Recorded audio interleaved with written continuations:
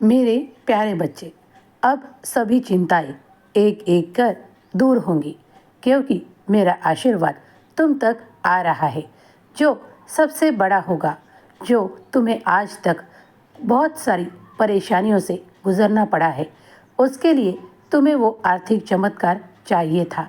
उसके लिए सब बंदोबस्त हो रहा है। अब कोई चिंता करने की आवश्यकता नहीं। ये सब कुछ तुम्हारे कार्यों का ही तुम्हें फल प्राप्त हो रहा है। अब तुम्हारा कार्य बढ़ती की ओर बढ़ रहा है और तुम्हें वो चमत्कार देखने को मिलेगा जो तुमने अब तक नहीं देखा।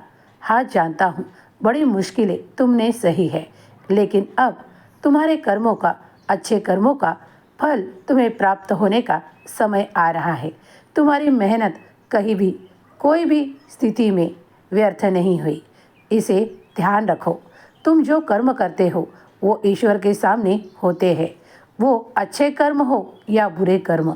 इसीलिए हमेशा तुमसे कहता हूँ, श्रद्धा रखो, सबूरी के साथ अपने कार्य को करते जाओ और मन में हमेशा सबूरी रखो कि तुम्हें जो कुछ प्राप्त होगा वो सब कुछ ईश्वर के मर्जी से ही प्राप्त होगा।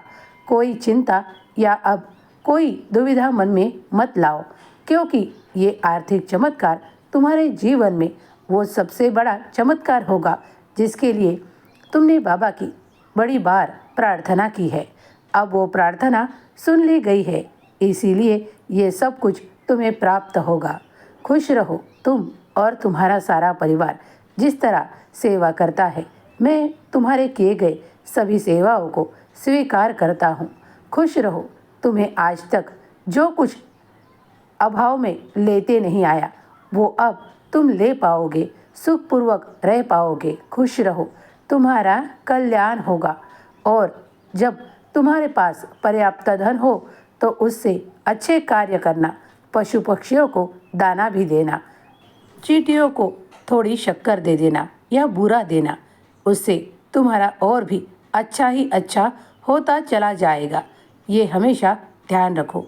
तुम जब भी इस सृष्टि के जो भी जीव है उनकी रक्षा करते हो, उन्हें कुछ भोजन का बंदोबस्त करते हो, तो तुम्हारे पास ऐसे चमत्कार कई बार आएंगे। खुश रहो।